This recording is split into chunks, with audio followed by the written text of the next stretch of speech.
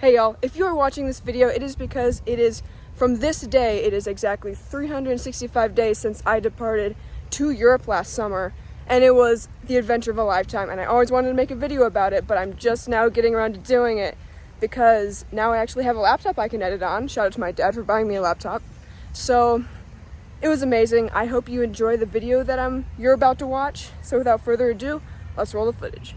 All right, y'all, takeoff day is here. Micah, what are you gonna do without me for 2 weeks? I'm gonna go to Chicago and I'm gonna go. No, but how will you survive without me? How will you survive without me?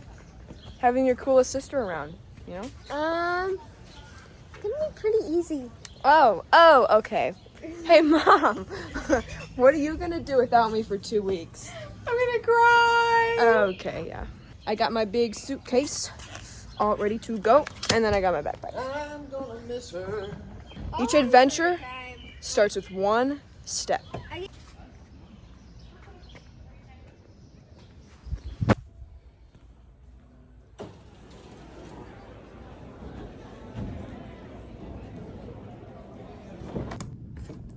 Okay, let me give a quick context spiel. Traditionally, every other year at my high school, a Europe trip is hosted, planned, and led by my AP history teacher, Mr. Johnston. Anyone with a budget and desire for adventure and taste for overseas culture is encouraged to be a part of it. This trip in particular followed a World War II themed route taking us across 3 different countries: England, France, and Germany. In addition to the historical focus, it also sprinkled in classic tourist destinations and European pastimes. This trip in particular happened to be the first ever departure into a post-pandemic world, the previous scheduled trips having been canceled due to COVID-19. Because of this, the adventure consisted of 30 students, 3 chaperones, and a very special list of itinerary that Mr. Johnston prepared for all of us. Our first course of action was to board an hour-and-a-half plane ride to Chicago, where we would have a 3-hour layover awaiting our international flight to London. First flight to Chicago, Illinois, O'Hare National Airport. We are looking at a little bit of a delay getting off the gate here. There's one thunderstorm just directly to the south of the airport that, with the lightning risk, the ground crew has suspended operations in the meantime. The way it's moving right now, my estimation personally is about another 15 minutes or so until, hopefully less than that, until we're able to safely conduct duties outside once that storm moves on. So, our flight just got delayed by 22 minutes until 55, as you can see. So that's fun. What do you think about this, Ella? I think I jinxed us, guys. She probably does. She tends to do that. What do you think about it? What am I thinking about right now? Yeah. That I'm starving. Oh my gosh. Okay. I'll get back to you later. Soon, we were finally airbound watching St. Louis shrink below us. I spent the ride looking out the window, reading, and occasionally getting rained on by plain AC hail. That was weird. Soon we touched down in Chicago. We just touched down in Chicago. Woo! Eva, where's she going? Eva. It smells so good. It does. I need to pee so bad. And, oh, the toilets. Look, toilets. That way. I don't know. Ooh, look at that. Oh, what? Yeah. Oh, Yeah. interesting. You want to say that? Really? Eva's had a very eventful trip so far. We just landed in Chicago. So, when we were in St. Louis, I put my bag on the conveyor belt, right? Yeah. Right. And they took it off, and I was like, kind of sus. But apparently, I had liquid in my backpack. Yeah, I didn't know about it. It's a big no-no. It's a no-no. Yeah. She had a 6-pack of body armored drinks in her backpack. How did you not know those were in your backpack? I forgot. I forgot they were in there. And then we were getting off the plane, and one of the flight attendants was like, "Do you speak Spanish?" Just randomly. This is so random. Oh, there's a Kylie. Oh. Nice. Very nice. Okay, so anyway. Accompanying me on this journey of a lifetime are my two loyal sidekicks. Badass Ella Cass. Yes, ma'am. And me. Ava. Ava? No. Absolutely Eva not. the Diva. Eva the Diva. Ooh, I hate that actually. Guys, what's my nickname? Bella. Just Bella. Okay, we're gonna work on that. Oh, we're in Chicago, so there's Chicago style pizza. This is gorgeous. What the heck? We're still in the airport, y'all. Goodness gracious. The Chicago airport was super neat. It had these huge ball-shaped chandelier things in the overpass, and it even had a sauropod skeleton. Look, guys, a dinosaur skeleton with a mask on. How big is it? Isn't that neat? It is. This is fun. Yeah, it's so pretty. Oh my gosh, the speed things. I'm going to be fast. Oh, this is so fast. Oh. I feel so fast. During our 3-hour layover, we pretty much just explored the food courts and walked on the moving pathways over and over again. Eventually, it came time to board our massive international plane to London. Okay, here we go. Boarding the ginormous plane. Ginormous plane. Guys, touch the plane for good luck. Touch the plane. It would be a 7-hour and 50-minute flight leaving at 6:45 p.m. Central Time and arriving at 9 a.m. British Summer Time. If you're wondering why the math didn't add up, it's because we flew 6 hours into the future. Probably the closest I will ever get to time traveling. Oh.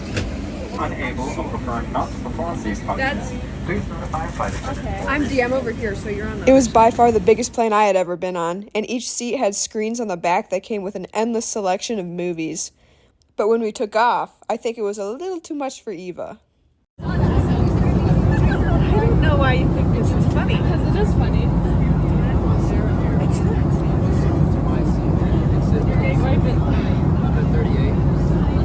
Trust me on this, no one wants to stay here. She peed her pants. Yeah. Guys, I'm sorry, I had a little accident. After a few hours of flying, they fed us airplane food and turned off the cab lights to mock nighttime. We were encouraged to get some sleep since we would have basically a full day of sightseeing in London once we touched down. I'm gonna be honest, I probably got about 30 minutes of REM sleep in total. I remember at one point, I was awake and I looked over at Eva and she was also awake, and we shrugged at each other and we were like, hey, let's just watch a movie. And so we chose to watch The Shining because why not? By the time the flight attendants pulled the curtains, we were looking down at an entire different country. 3, 2, 1, and we're on the ground. We're on the ground. We're not? No. Oh, there it is. There it is. We're on the ground now. My first impressions of London were the escalators were super narrow, the restroom signs were different, and the lines moved really, really fast. When we stepped outside, I was surprised to find that the air smelled super crisp and fresh, even though we were in the middle of a city bigger than New York. Soon I realized it's because all the cars were electric. Well, that's kind of exaggerating. Upon further research, about 25% of vehicles in London are electric, but the majority that I saw were definitely gas-free. We boarded our bus, and on the way to our hotel, we passed through the London Scape. It felt like a mash of Europe Victorian architecture and modern buildings. The city streets were also uncomfortably narrow. I was shocked by how many what seemed like close calls we had. I came to the conclusion that this must be normal for the bus driver and that he's just really good at bad driving.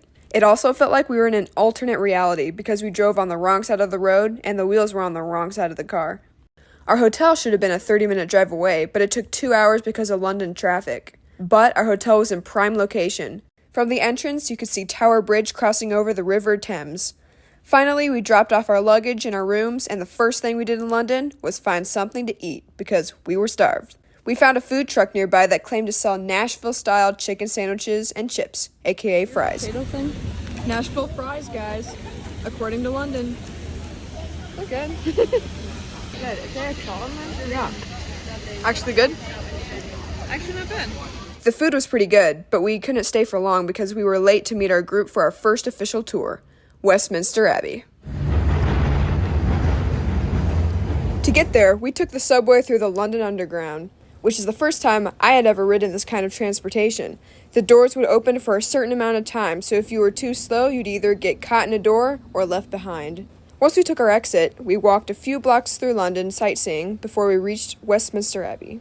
I was unfamiliar with the significance of the cathedral at first, but once I stepped inside, it became clear that it was loaded with history.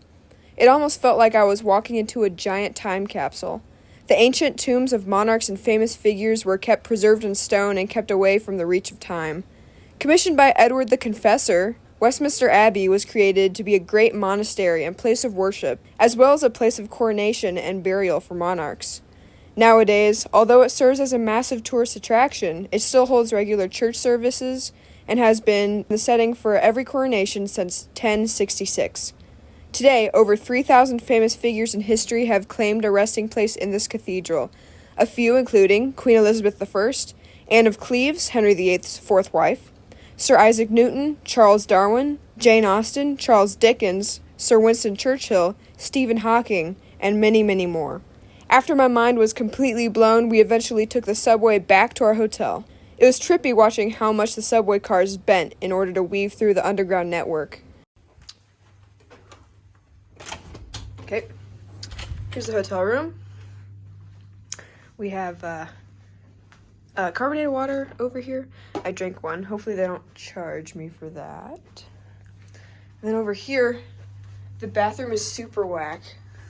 The light switches are out here. The toilet flusher is right there. And the shower took us forever to figure out how to work. Apparently you have to push this to make the shower head turn on. So yeah. Before leaving the hotel, we put on nice clothes because later we would be going to the theater to watch Phantom of the Opera.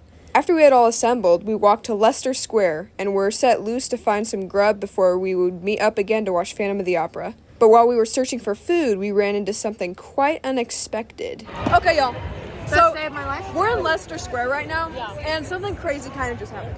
We saw Chris Evans. Yeah. Apparently, that night at the very same time and place we were, there was a movie premiere for the new Buzz Lightyear movie, starring Chris Evans and Taika Waititi. And yeah, they were physically there. Although we didn't necessarily see them in person because of the barriers, Ella was able to capture some raw footage.